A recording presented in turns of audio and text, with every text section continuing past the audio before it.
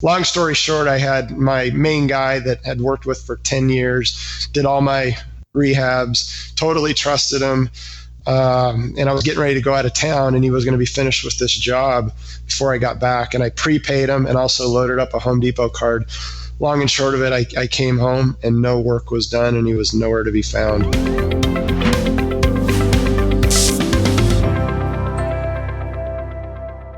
Hey guys and gals, Trevor here with Carrot, and I've been waiting to get today's guest on for quite some time. Our guest today has been a Carrot customer for about a year or so, but Tyler and I, actually Tyler was one of the first guys to come up to our office and actually check us out before he kind of went full steam ahead. And also, it's been really cool following his journey and his story. And we're going to be able to walk through what he's doing in his real estate business, how it's completely different than what the start of his year last year was versus this year. And I'm pumped to be able to dive into Tyler's story. So welcome onto the CarrotCast, Tyler. Thanks for having me, Trevor. Excited to be here. It's the podcast that got me hooked on Carrot, so can't believe I'm actually on your podcast, so I'm honored. Thank you. Dude, I love it. And like I was saying, I was crazy excited to meet you in person when you came up here to Oregon, to Roseburg, and you camped up on the North Umpqua River, did some mountain biking, then hung out here in the office with us for a half a day. But let's kind of give people a little bit of perspective. So where are you? Like, where do you do business? What's your business? And what's it look like now, kind of? And then we'll kind of dig into your backstory after that. So I am in Tucson, Arizona. I'm also a licensed agent with eXp Realty, and I actually got my license when I was in college. Bought my first foreclosure right out of college, and so I've been hooked on real estate ever since. But my primary model has been fix and flip, and over the last year, due to a lot of things that you've helped me with just through your podcast and even books that I've read, the Pumpkin Plan being one of them. I decided to no longer do rehabs. And so strictly wholesaling. I will never do another rehab. I'll do a light one, some light cleanup, but I totally changed my model, and it's given me a lot more time, flexibility, and a lot less stress. Dude, so right before we hopped on here, I was talking about, I'm like, dude, I get so pumped whenever you or other customers email me or text message me their wins. And you send me some quite often. There was one a couple of weeks ago that you sent me. I'm like, dude, I love seeing this stuff. But right before we hopped on the call, you're like, dude, this is the best start of the year I've ever had. Why don't you kind of dig into that? What kind of a start to this year are you having, and how is that compared to last year for you? So yeah, this is last year was the start of last year. I was literally contemplating no longer doing this business, and I'll explain that. But this year it's been just awesome. I've done 2 deals that I'm in a net close to 90 grand just in the first 2 months, and they both came from Carrot leads.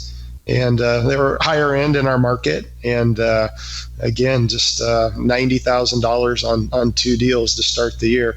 Compared to last year, I was $20,000 in the hole in the first probably 4 months. Long story short, I had my main guy that had worked with for 10 years, did all my rehabs, totally trusted him. And I was getting ready to go out of town, and he was going to be finished with this job before I got back. And I prepaid him and also loaded up a Home Depot card. Long and short of it, I came home and no work was done, and he was nowhere to be found. And so on 2 deals last year to start the year, I was $20,000 in the hole just to make up for what happened. And that's what led me to you. I really was contemplating whether I wanted to continue to do this, and just wasn't happy doing the rehab. It just totally consumed me, and it's hard to find good people, not that they don't exist. But I've totally changed my model. I read the Pumpkin Plan and just made some big changes. Also, you did a podcast about non-negotiables. Yep. And one of the non-negotiables is no more rehabs. And so, again, nothing wrong with it. I've been doing it for over 20 years, and I'm moving to more of a wholesale model. Dude, so that's interesting right there, right? So if you guys haven't heard that episode of the CarrotCast, we've actually published 2 versions of the non-negotiables episode. Go listen to it. Go find it in iTunes or on our website at carrotcast.com. But So that man, I love that concept there. So you would recognize that podcast moved me in a big way. Yeah, literally. I mean, it got me right here, dude. And man, and that's what fires me up about doing these, right? Because every single episode we do, there's going to be a different story, different storyline that really resonates with different people. And I know for me, oftentimes the advice that I get, it's the timing that I get it that matters the most. And it sounds like for that one right there, you were just in a time in your life when you were not digging what your business had become and you wanted something new. And that was like, here's one path to ensure that happens. Yeah. And I was willing to drive from Tucson all the way to Oregon, jump in the car and said, I'm willing to make a total turnaround, total transformation. And I just, at that point too, I needed a good road trip too. My head wasn't in the right place. And I needed to be out in the wilderness camping and just figuring some things out. So it came at a great time. Dude, I want to toss something at you here because I remember when you said you were coming up here, and don't quote me on this. I'm trying to think of the exact scenario, but it seemed like you said you were like already making a trip up here and you're going to swing by. Hey, is it cool if I swing by the office in Roseburg? And it seems like you said you were going to go to Nevada or Tahoe or something like that. Yeah, I was up in Tahoe. There was a Xterra triathlon in Tahoe City. That's right. So I was up there and I looked on the map and anyway, I did the race and the next day I jumped in the car and drove I went to Bend, camped out on the river there, had a great bike ride, and then the next day I made it back over to you. Dude, I love it. And one thing on that too, then we'll dive into the real estate side of it, is right before this, I was polishing up some emails and our Carrot Camp a page. We're going to roll that out here from the time we're recording here in the next couple of days for people to get in and take the Carrot Camp spots. But you and another client of ours, Harvey Gronwald, were kind of the inspirations behind Carrot Camp. Because it's really cool having you guys up here to the office. Harvey was here for 2.5 days because he donated $3,000 to a cause that we're passionate about. And we said we'd fly anyone up here for 2 days if you donated $3,000 or more. And he did. And we talked about it and he kind of came up with that concept. And then you were up here and I'm like, it's so amazing having clients in the office because we don't get to have that very often. And we're like, we're going to have this Carrot Camp thing and get clients into our office more often. So I just wanted to toss it away. It was. I've never been to Oregon before, and I was just blown away of the Oregon beauty, and it was therapeutic for sure. It was awesome, man. I love it, dude. So I want to kind of dive into some of the backstories. You mentioned you're a licensed real estate agent. Of course, you were thinking about exiting the business a year ago because of the rehab things you're doing. A lot of people that we're talking to, a lot of investors are switching over to straight up wholesaling in this market dynamic. And a lot of them too are stopping rehabbing. Now there's certain markets where rehabbing, people are just still jamming on it and they're loving it. But what is it about the wholesaling side that's so appealing to you, and why do you think it's working so well for you right now? Well, again, with Carrot, thanks to Carrot, I'm able to buy I'm not buying everything. We're buying probably 1 in 25, 1 in 30 leads. Mm-hmm. And, our websites are performing pretty good. And so, we're doing skinnier deals. Those are just 2 examples. But, when you do a rehab, there's always one budget buster. And it always takes longer and it always costs more money. The nice thing about wholesaling is you don't have to worry. That budget buster doesn't keep you up at night. Yeah. And then the velocity of money and time, it's just a much quicker turn, especially in a market that could potentially turn. So I just don't want to get caught holding the bag, on a ton of rehab should the market turn. And then you've got all the hard costs of the rehab. So if something happens, it's just a much higher risk. Mm-hmm. And, there's something about a rehab, and there's a part of it that I enjoy that, making a house awesome. Yep. And when you list it and take the professional photos and put it in the MLS, there's a lot of pride that goes into that. So, I get that, done that. I had a rough year last year, and it just made me do some soul searching. And when somebody that I trusted and thought I knew did what he did, it made me reevaluate and look at things a little bit different. Mm-hmm.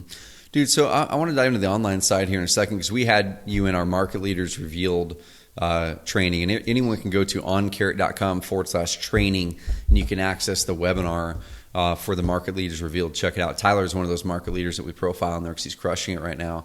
But we had you on there, and you talked about some of the things you're doing that are really cool. I want to unpack some of those here in a bit on the SEO side of things, because you're doing some things that most of our clients are not doing at all, and it's working insanely well for you in a competitive market. But let's kind of break down what you were doing before, because when you came to us, you already had a website. It was already ranking, I think it was ranking number one in your market, right? For one keyword. So you were getting some leads. Kind of explain where you were with your online marketing, where your mindset was, and then how you transitioned over 2017 that led you into kind of what you're doing now. Right. So, I had a website, I had a good URL, and, the market, and I got that website, I think probably 8 or 9 years ago. So from an SEO standpoint, it had ranked really well, and it was before a lot of other people had sites, but it just wasn't optimized to convert to leads like your site does. And so I was getting leads, and the market over the last couple of years in Tucson has just got hugely competitive, where some of the top buyers in town are spending $30,000, $40,000, $50,000 a month in marketing dollars, and I just decided that I didn't want to compete with that. And so I was willing to put in the time, and my focus is bottom line revenue at a low cost per lead. And so that's why I decided to focus on the organic, localized SEO, and then I call, one of the big things for me is setting realistic expectations. And I've got a certain formula in my mind that I was willing to do, knowing that if I did the work, that eventually things would work, and sure enough, it did. Mm-hmm. And dude, I remember one of the reasons you came up here, like you were pretty nervous about making the switch, because you're like, man, I'm ranking number one for this phrase. I don't want it to go. And that's something we've done a lot with high-end clients who are ranking really well, and it's kind of a specialty of ours. But that was something, even us, we can't guarantee that the thing's not going to go down. That's what we told you. Like, right. There's no guarantee, but if we do the right things, it should stay. And I was so nervous. Oh, I know you were, man. I know you were. And I could sense it. And same thing, like, especially when that's kind of the livelihood of your current lead flow, we're like, we hope we don't mess this up, but we have our experience, and we're going, well, this is what we know. We're doing this tons of times, that what usually happens. And I want to throw this out to people, for anyone that's in that scenario, where if you've already got a site that's ranking really well somewhere, and you're wanting to then change something, drastically, I'm not going to walk through the certain specific things you should do, because that's a whole nother call.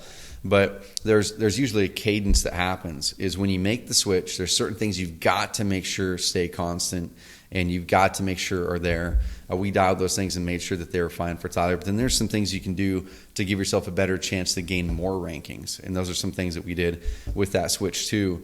And what are you looking at now, kind of like with your online profile, from making that switch to kind of where you are now, about 8, 10, 12 months later? Well, so in terms of what happened over time? Yeah, like where does your online profile look like now versus how it was before? When you're kind of before, and you guys were awesome. I mean, you listened. There were a couple long tail keywords that were ranking really well, and I didn't want to lose those. Mm-hmm. And you guys were really good about going through and protecting all the content that I had already done, so we didn't lose those URLs. But back in probably from 2010 to 16, I was doing 1 to 3 deals a month. Mm-hmm. And the site I got comfortable. The bottom line is I wouldn't say lazy. I'm not a lazy person. I got complacent.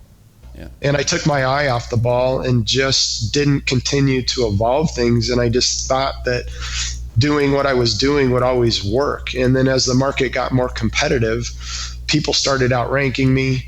My site wasn't performing well, and I just knew that if I didn't make a huge change, that I would be out of business. Yep. And so that's why, because I didn't want to compete with money. Mm-hmm. I wanted to compete with time.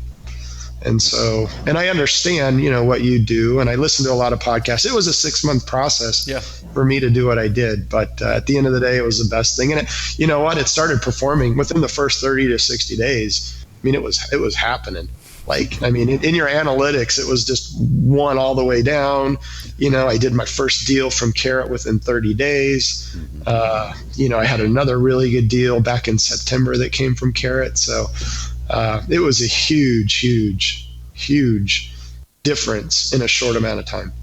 So I kind of want to break down some of the things you're doing, because it's really cool. And it's not like that's the thing. You're following a lot of our fundamentals that we teach, but then you kind of added on some of your own things that are boosting it up.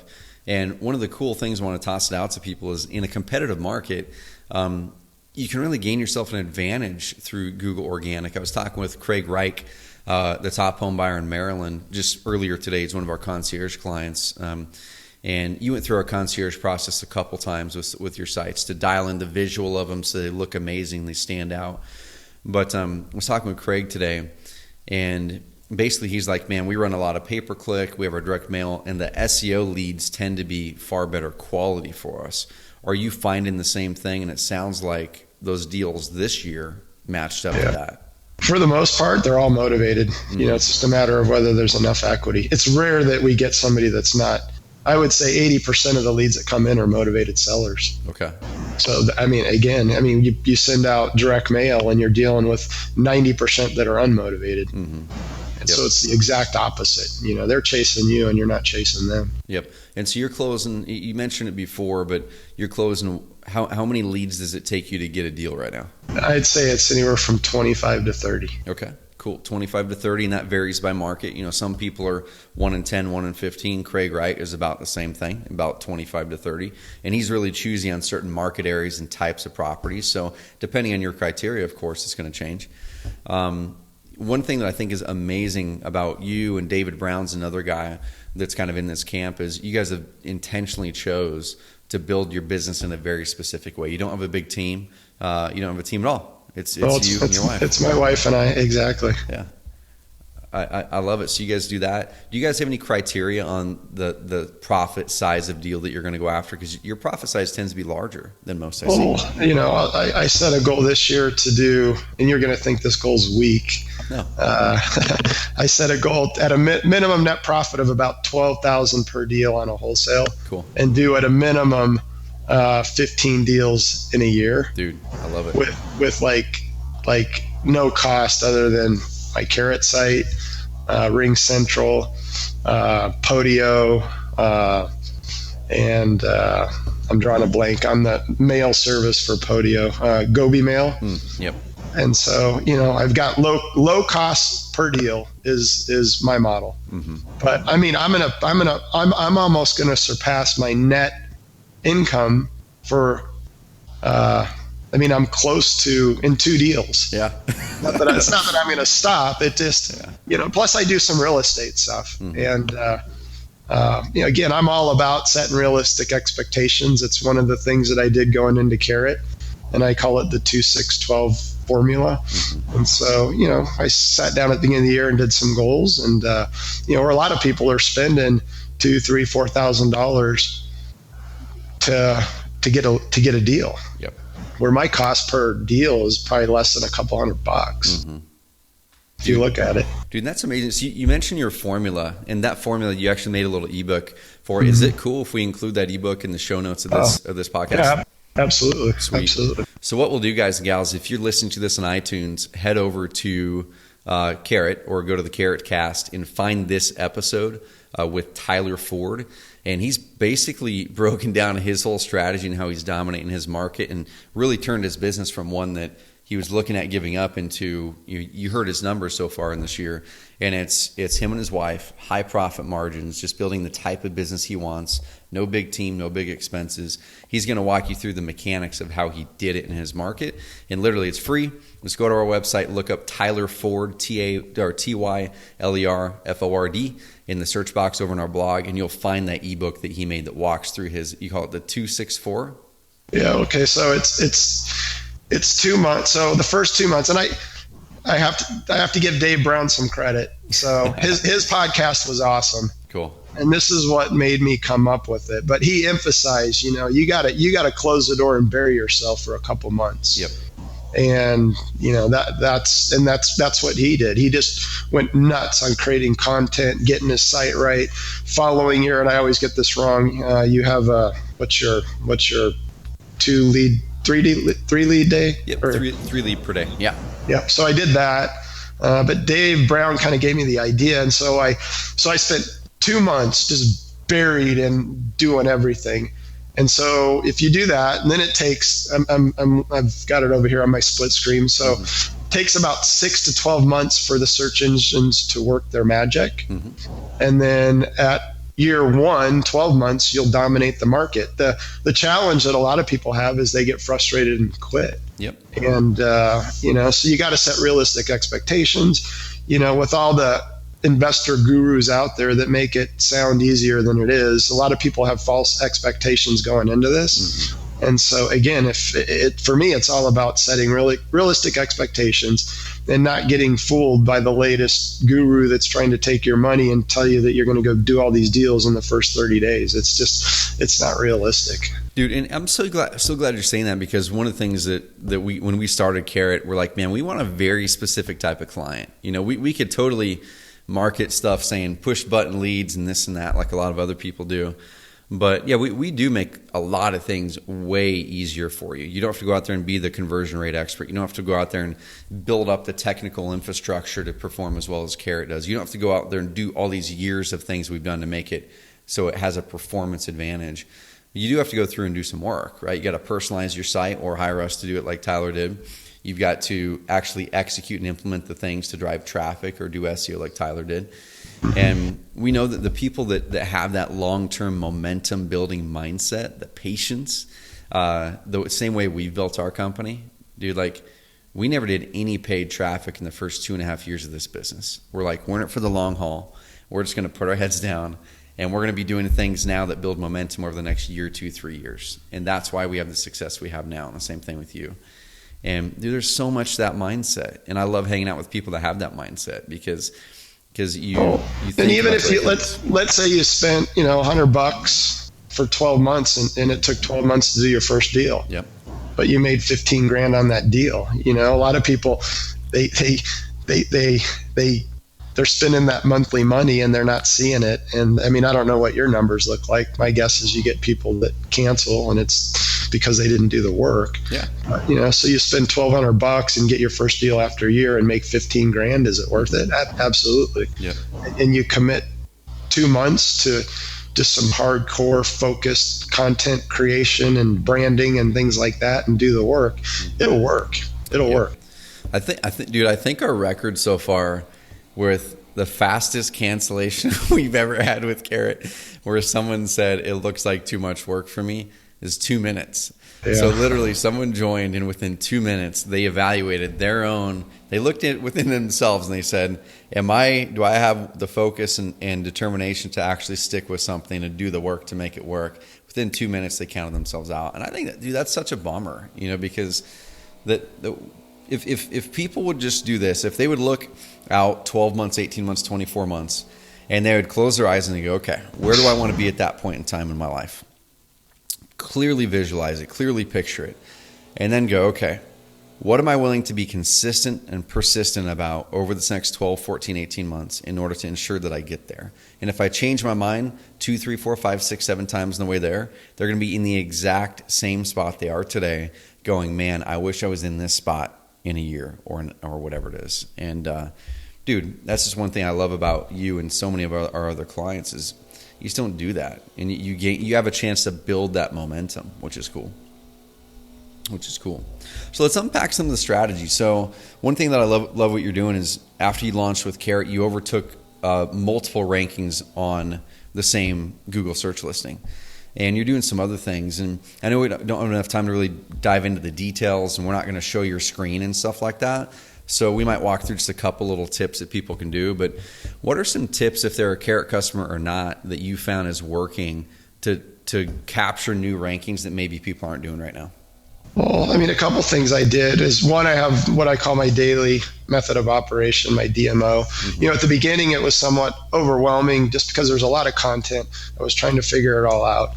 And so, content's automatically pushed out. And it's one of the cool things about Carrot is as you push that content out, the amount of long tail keywords that end up ranking. I mean, I have so many different, my traffic more than doubled, and it's because I've got all this content out there. But what I did do is every morning I would log in, see what content was pushed out, and then I would go clean it up because, Arizona's the desert. And so some of the stock photos might be, the mountains. So, yep. your content has to be congruent with your market. And then one of the things that I really focused on, and I think this is what a lot of people don't do because they don't really understand it, and I had success in another industry where I focused on categories and tags. And I've got some really good ranking categories and tags. So I didn't do it. I did it on the first site that I launched. I recently launched a second site, the first of this year, just to see how quickly I could take that to the rank. So once I understood the Carrot model, I was much better at it on the second go around. Yep. But tags and categories are URLs. And so what I did is I made those tags and categories specific to my local market. So the way Carrot's set up, it's not localized. Yep. And so you want to localize the tags and categories, which will then give you some better ability to rank for those certain things like, probate. Instead of just probate, Tucson probate, or foreclosure, Tucson foreclosure. So what I did is I localized those tags and categories. Dude, and that's such a big tip. And I want people to make sure they're recognizing this and write this down. So what Tyler said was there's certain parts of Carrot, of course, that we can localize with our short codes and automation. There's certain things we can't and we don't. One thing that we don't and we can't right now are the tags and categories of blog posts. And so that's what he's doing. He's going into his Carrot site, going to the content section, and then under posts, you're going to see something that says tags and categories. And you can click that and you can edit what those say. And what he's saying is make sure that you've localized those, because every time you now post a blog post or use our Content Pro articles or advanced market articles, you use one of those categories that's relevant to that. So all of the probate articles, you make sure that your category, like he said, says like your category is Tucson probate, whatever, or Tucson probate solutions, whatever it is, right? And then your tags are also localized. So he's doing that, and I'm looking in the rankings right now, and he's, like he said, his tag and category pages are getting indexed. It's something we've left that in Carrot, and it's still really effective. Most people don't use it.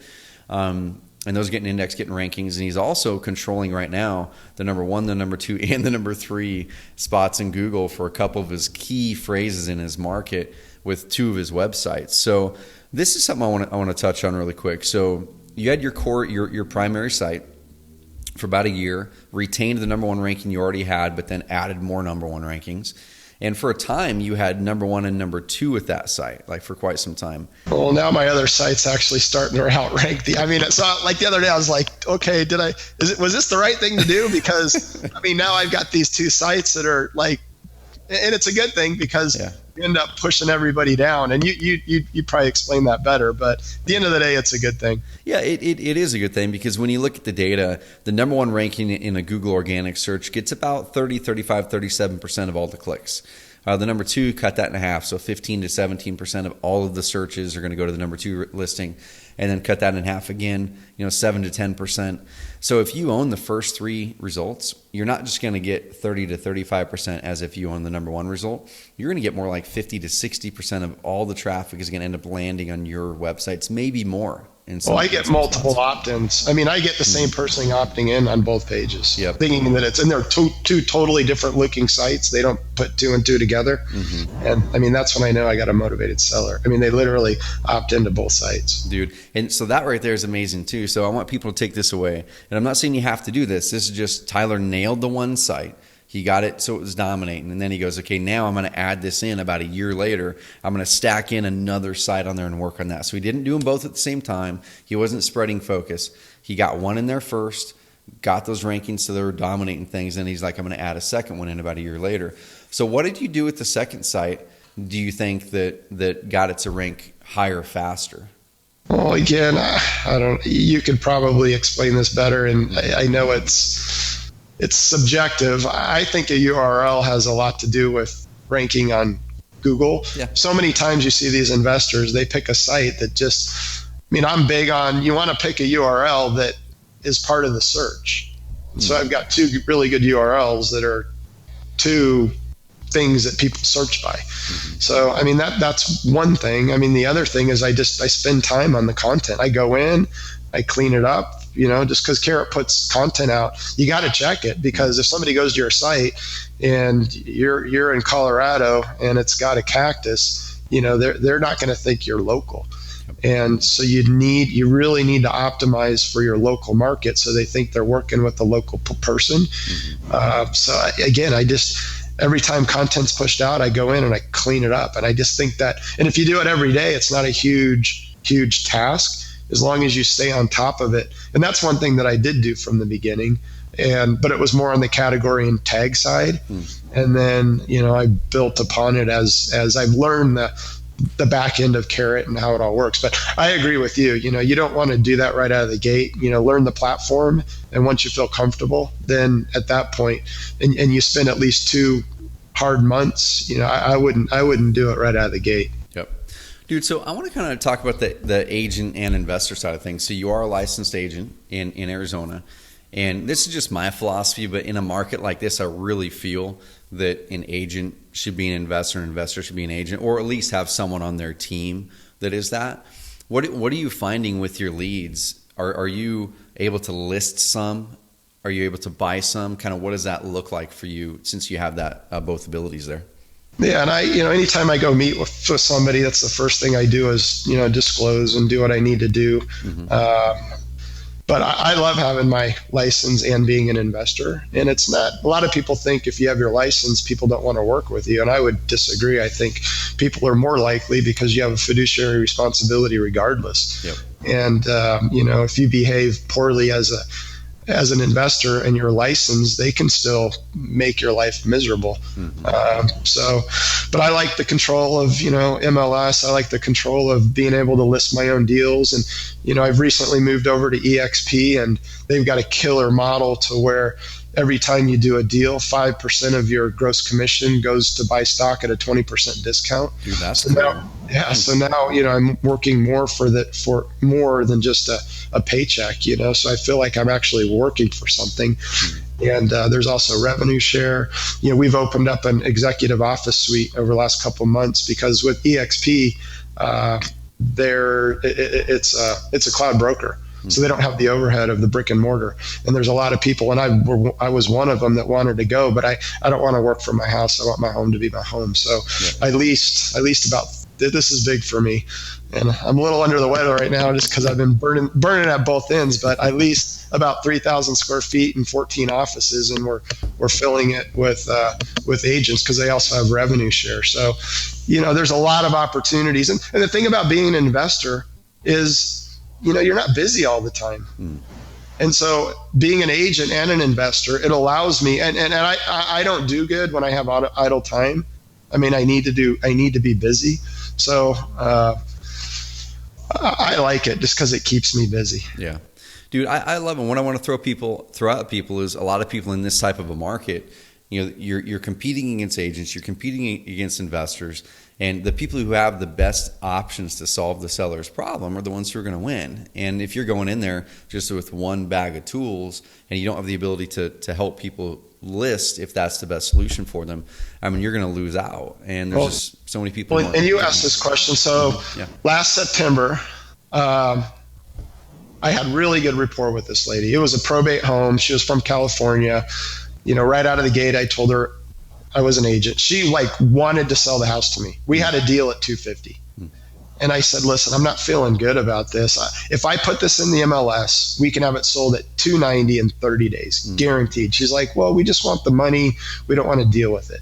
So, this is what I do all the time. I said, give me 30 days. If I don't sell it, I'll buy it for this. So it can't hurt. It's only 30 days. And so long and short of it, I had their home in escrow for, I think, $289.9 and got a commission, and she loves me. So I do that all the time to where, sometimes I'll talk people out of it and give them that option to let me, give me 30 days. If I can't get it sold, I'll close and buy it at this price. Dude, so that right there, I want people to take massive mental note of that right there, okay? And go back and replay this. If you're an agent and an investor, go back and replay this, because I remember reading a story just in the past couple of weeks. These agents out of somewhere in Southern California, I mean, they're getting arrested and sued.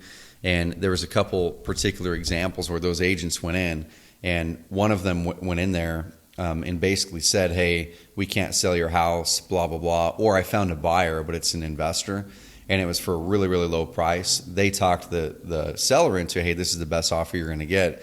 and it was a so insanely discounted offer. Then the person went over right after that, listed it and sold it within days for like way over what the original listing price was. So if you look at that, I have talked to some people who are agents and investors. They're going, man, well, how do I balance both and serve the client? Exactly what Tyler mentions how you do it is you look at yourself second, what's mine second, and how can I help that client first? Those people in California didn't do that. They looked at, man, this is a bag of gold right here, and they don't know what they don't know, and we're gonna take advantage of that.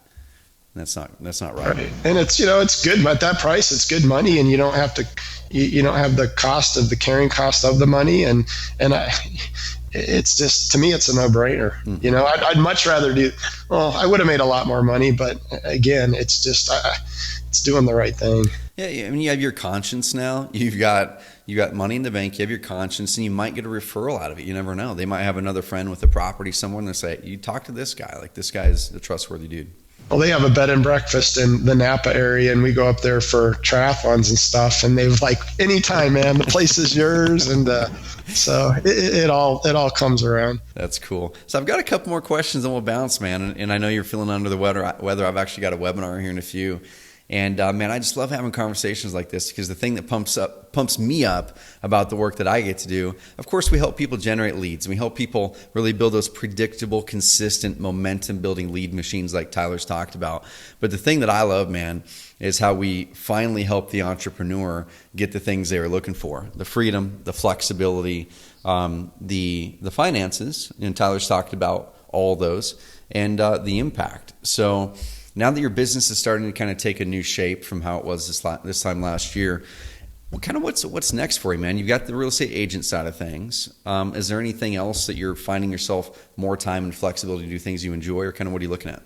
Well, I've never been as excited as I am right now when it comes to real estate, with the investment side and what I got going on with EXP, because it's a residual. I'm all about I want to make money in my sleep. So one of the things we haven't talked about is, I've got quite a few rentals, and, a handful of them are free and clear. So, we're piling, the money that we make, we're just paying down debt service as quick as we can. And, if we get a property that's close to where we're at, I'm keeping it as a rental. And so at the end of the day, I want to work myself out of a job and not be doing things that require time for money. Yeah. And so that's the other reason why I'm doing EXP is because they have a revenue share. So my model and my choices are all around the ability to make money, and then taking that money, the rich dad poor dad approach, and putting it into income producing assets. So eventually, I can do what I want. I'm not there right now, but I think in the next couple of years I could potentially be there. Dude, so I know I'm a big reader. I've got a massive bookshelf back there. Probably half aren't read, though, is a bad thing. I'm a good book buyer, is what I am. But do you have any books this past year that you've read, other than the Pumpkin Plan you mentioned, that have been a big difference for you? Or it doesn't have to be a book. It could be something else. What are you listening to or absorbing that's helping you right now in your life? Well, your podcasts were monumental in my transformation. The Pumpkin Plan, that one was huge. There's that Rhino. I forgot, I'm drawing a blank. What's that book? Right. I know what one you're talking about, man. I can't think of the title. It's got Rhino in it. Yeah, it's an awesome book, man. It's an easy read. That one was good. It's just about getting fired up and doing whatever it takes. I don't know. I'm a big reader. I shouldn't say I'm not a big reader. I'm a big listener. I ride my bike a lot. Yeah. So I've got Audible. And so whether it's a podcast or a book, I've got my headset on, and I'm actually, out for 2 hours in the morning doing personal development while I'm getting exercise. Any other favorite podcasts other than the CarrotCast that you're listening to right now? I've listened to a ton of investor guru type things, and I've actually decided to turn some of that noise off. Yep. And just kind of get focused and tunnel vision. So, I listen to a lot of, I like Anthony Robbins podcasts, personal development stuff. Lately, I've just kind of been burned out on listening to these guys make it sound easier than it is. That's why I like you. You're just real. Cool. And so I listen to your podcast all the time. So between Audible and podcast, that's where I'm at. I love it, man. Yeah, one of my favorite podcasts right now, and I think it's like a phase in my life where I really need to get focused on the important stuff, because it's easy when you have a team that's growing. We're about 20 people now and hiring some more. It's like, it's really hard for me to focus in on the priority and what is that priority. And so the One Thing podcast, I've been listening to that quite a bit. Oh, that's Gary Keller's book is a great book. Oh, dude. And I got to meet Jeff Woods in Boise a couple months ago. He's the guy who leads the One Thing company and leads that podcast. And actually, if 1 week from today, I'm interviewing Jeff Woods in the podcast about how to create power habits. So I'm pretty pumped about that. That'll be fun. Yeah. Well, so here's my audible. Okay. So it's Rhinoceros Success. Yep. Great book. I listen to a lot of stuff on health and nutrition. You've talked about this. In order to have the energy to do what you need to do, you need to take care of yourself. Mm-hmm. So I'm all into health and nutrition. I listen to a lot of that stuff, but Rhinoceros Success, it's a really good one. Cool. I love it, man.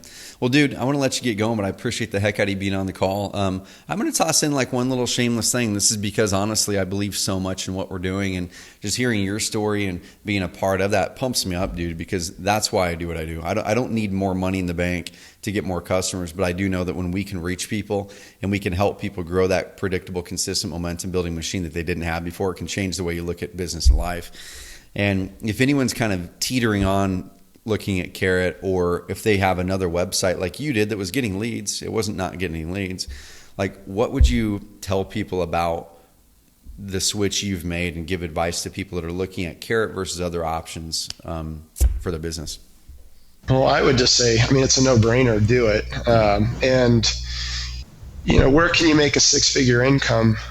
You've got to invest in what you're doing. So for me, it's about doing Carrot, but it's also doing the concierge, because you got to invest into what you're doing, and it's worth every penny of it. So I would just say do it, but do it right out of the gate. And don't even second guess it. Just do it and read my ebook and apply the 2-6-12 formula. Have realistic expectations and just get it done, man. And don't get frustrated if things aren't happening right out of the gate. You got to give it time. I love it. Well, everyone, appreciate the heck out of you guys listening to this episode of the CarrotCast, and just honored to be able to have Tyler forward, one of our clients here on the call. And I just want to have you take some notes away from this, because at the end of the day, it's your choice to choose the things that build the type of business you want. You've heard Tyler's journey on him building the type of business that gets him excited again, when from a year ago he wasn't excited. He's about to stop the business. And also, man, I want you guys to go to CarrotCast.com over on our blog. Find this episode with Tyler Ford, and you're going to be able to see in the show notes his ebook that he wrote. We're going to give you for free. You don't even have to opt in for the darn thing. No email exchange, no nothing.